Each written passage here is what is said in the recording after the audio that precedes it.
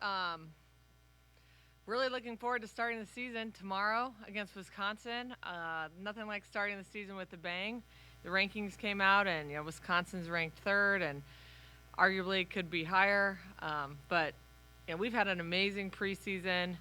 2.5 weeks with this team, and just really proud of where we're at. And I was telling our team going into this year, we've been asked a million times, is there more pressure with the Final Four in Louisville? And of course there is, but I feel pretty calm because we've done what we can up to this point. We have a great team of returners. We added some players that will fill key roles, and we've done what we can to put a great team on the court. And so we've done what we can control up to this point. Now the rest is to come. So we'll see.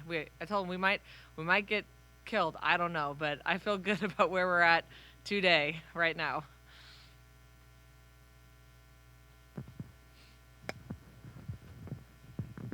Just looked at Wisconsin's roster. They have 6'9", 6'7", very similar to the Final Four a few years ago. How do you counteract that? Is there a strategic way to deal with extreme height? There's not really a strategic way to deal. You hope that you can play fast and get them moving, and slow them down somewhat. But there's going to be things that we can't do. But we can still control the ball on our side of the net and score points. It's going to be more like taking advantage of when they can't get the ball to those players, and when we get them out of system and they have to set somebody else. So it'll be interesting. They also returned the National Player of the Year from last year, so very good team. Coach, feels like year in, year out, we're starting to see this sport continue to grow and grow and grow, and feels like opening this year with the 4 teams that are coming here to Louisville is a great way to continue that growth. First off, how does it feel to know that Louisville is a part of some of these big hitters, and what it means for the sport that you guys are included in such a national scale to open up the year? I mean, it's huge for our sport. This is an event that they had going about 10, 15 years ago that they decided to bring back, and they've spent a lot of money. So fans are going to get a glimpse of what international volleyball is like. There's not going to be line judges. They're bringing the equipment that they use in the Olympics for replays, and just trying to showcase that we can be a revenue-generating sport, and there's a lot of ways to do that. So I think the court setup and the way the match flows will be new, but it's huge in where this sport is headed. And for us to be included in that is a big testament to not only our team, but the investment the university has put into volleyball, and we've proven ourselves to be a top 10 program every single year. So it was a big deal to be invited to this and to be able to host it. Hey, Dani, right over here. You mentioned the history of this event. Do you personally have any memories of it from your playing days or early coaching days or anything like that you could share? I don't really remember specific games. I do remember wanting to know every year as a player who's getting invited to the AVCA Showcase, because you got a little bit of advantage because you got to start a little bit earlier, but also is a kind of the preseason potential Final Four team. So to be included was a big deal. So I just remember being excited to know who was going to be playing in it.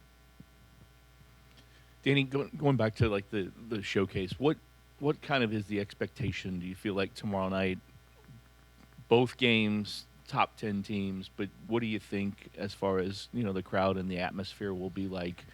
And it's different in August as it is down the road, and it might actually be better tomorrow to draw people. There's not much going on. I feel like they've sold a good amount of tickets. I know that with our game being the second game, where it's going to be a late start on a school night on a Tuesday, but I still expect the crowd to be super into it, and the diehard volleyball fans are going to have the best night ever. You get to watch 4 great teams compete.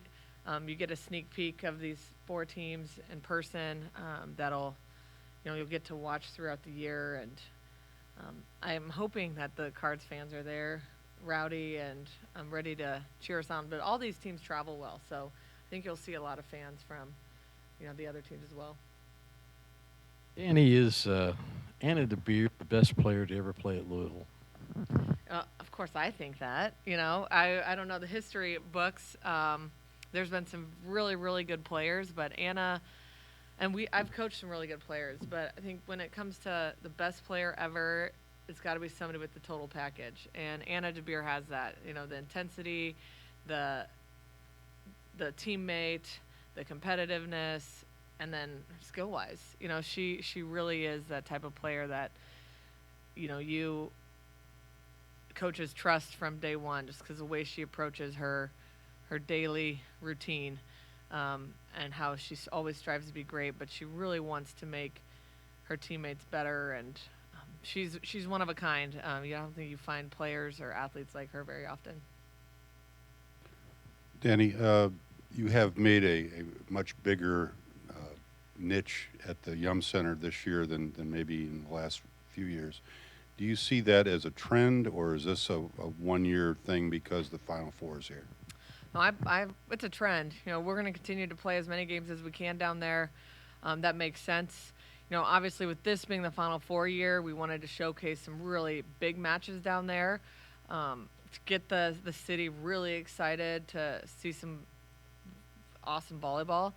But talking with Josh, we want to continue to grow the sport nationally, but here in the city, and we are outgrowing LNN, so we'd love to move more games down there. I think when you get late in the volleyball season, then you start competing with basketball and finding the right way so we can all use the facility and make it make sense. Dani, with Wisconsin, what do you think has sustained them to kind of keep them in this upper echelon? And obviously you saw them a few years ago. And have you guys met since that meeting? No, we haven't played them since Final Four. They got a great coaching staff. They have great support. They sell out their arena. I think it holds almost 8,000, 6 to 8. So they sell that out.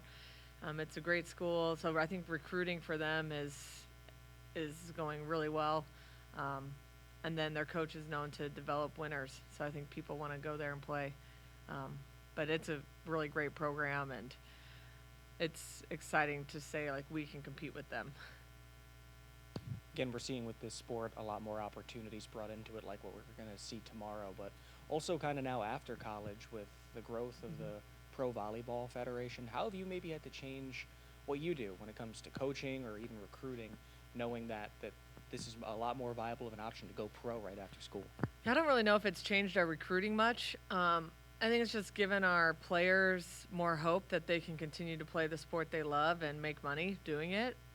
So you have the Pro Volleyball Federation. League One is starting this year, so that's 2 professional leagues in the U.S., and then you still have the professional leagues overseas that some players are making good chunk of money. So I think it's just the will to really improve in your college years, and I think transfers, you approach them a little bit differently. I feel like transfers come here to raise their pro stock because they know they're going to be on a great team and get trained really well. So they want to come here and get exposure and improve what they already have, so they can make more money or get in a league in the U.S.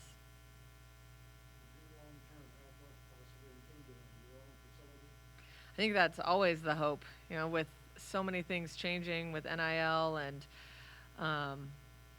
just college athletics. I don't think that's coming in anytime soon, but I know that would be a goal for this administration and myself to have our own facility somewhere.